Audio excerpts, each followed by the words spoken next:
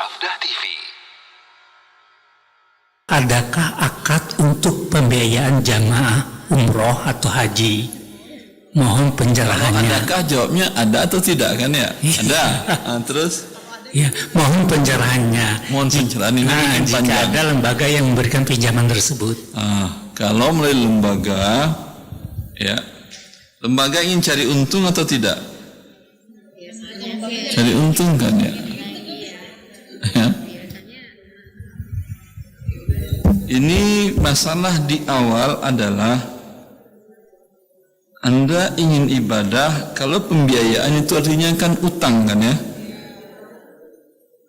Bolehkah beribadah dengan cara berhutang?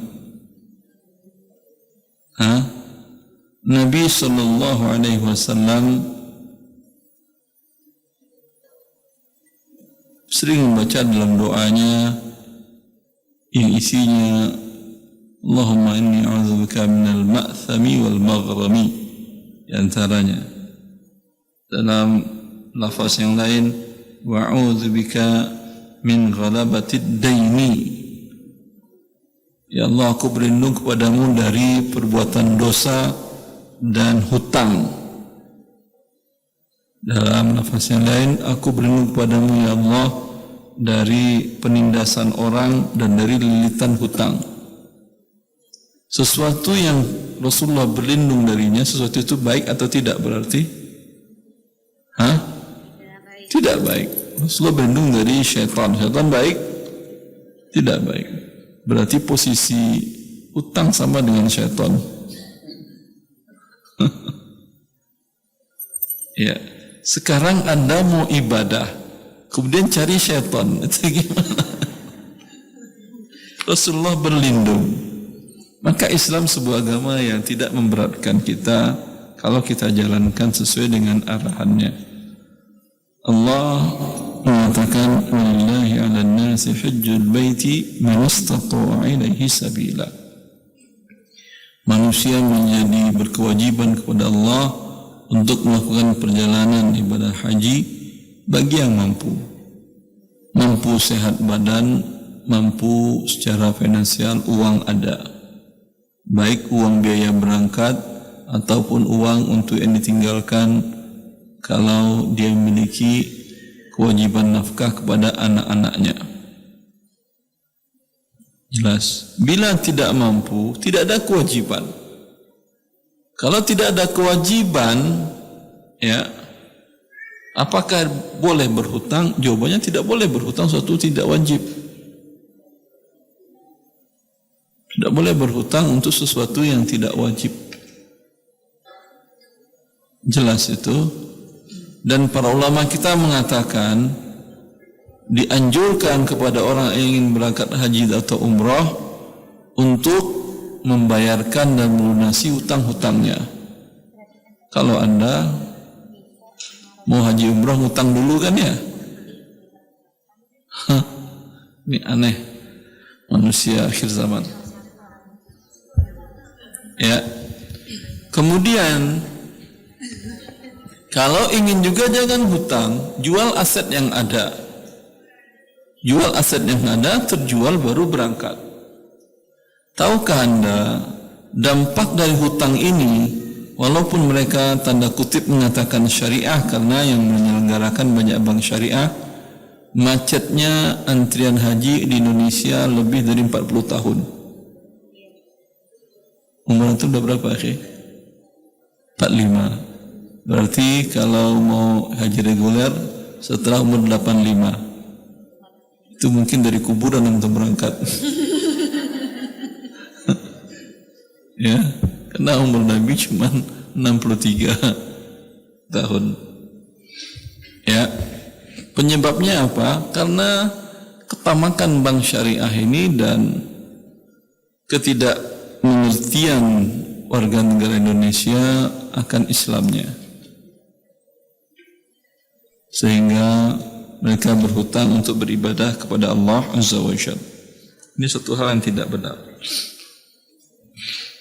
Hutang itulah yang menyebabkan antrian itu jadi panjang. Sebelum ada program dana talangan haji, sekarang sudah ada lagi dana talangan umroh kan ya? Kita cerita pelan-pelan. Yang berangkat haji di tahun 2000, siapa yang pernah berangkat haji tahun 2000? Ibu ada yang berangkat haji tahun 2000? 2000 pas atau 99? Ada? Atau 2001? Itu belum ada program dana talangan haji di perbankan syariah. Itu haji berangkat di bulan, umpamanya di bulan ini, sekarang bulan Juli kan ya. Anda mendaftar di bulan Juni masih bisa berangkat. Di tahun yang sama, hanya beda bulan. Bulan Juni bayar, berangkat bulan Juli. Nikmat apa enggak seperti itu? Cobalah Anda lihat. Mertua saya, mereka daftar haji 2 tahun sebelum berangkat, suami istri.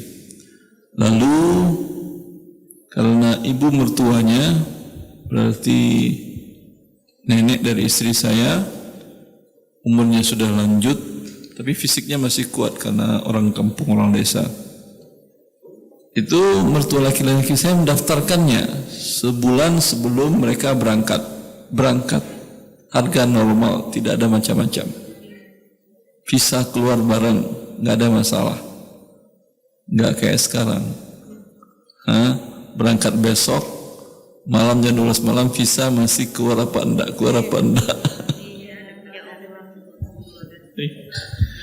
Ya, itu dampak kerusakan dari hutang itu. Nah, sering saya katakan, mereka tidak ambil pelajaran dari jalanan macet. Indonesia ini penyebab jalanan macet hanya satu, hutang riba. Kalau tidak ada leasing, tidak ada bank riba, tidak bakalan Jakarta itu macet. Tidak ada jual mobil, motor dengan cara cicilan riba.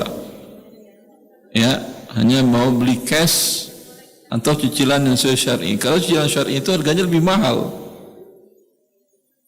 Ya, kira-kira macet. Tidur Anda di Sudirman bisa, tapi Sudirman Kota Pekanbaru, jangan Jakarta. Itu penyebabnya ya, akhi. Mereka pindahkan sistem itu ke perjalanan haji dan haji. Maka ngantri antum 40 tahun.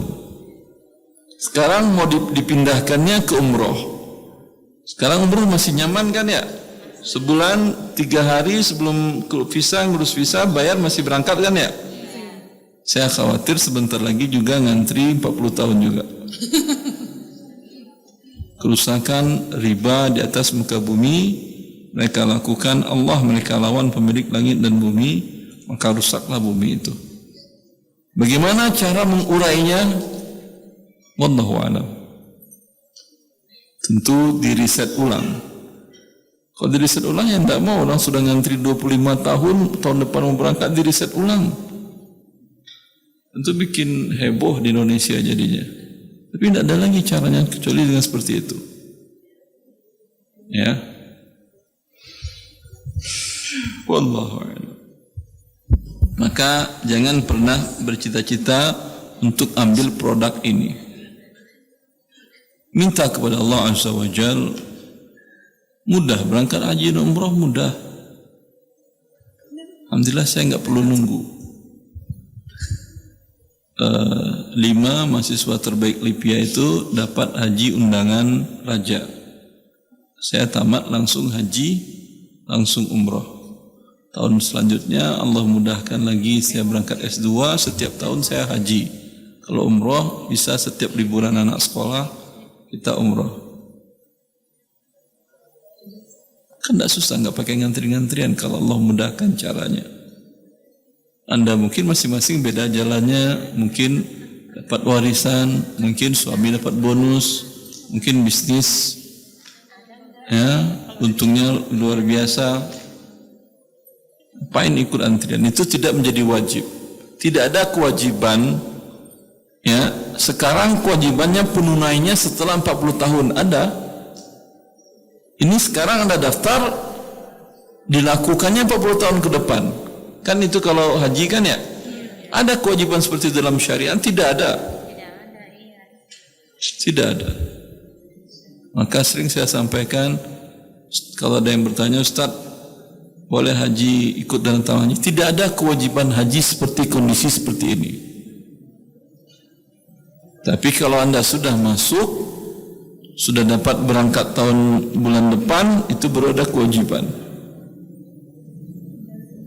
Jelas? Tidak ada kewajiban.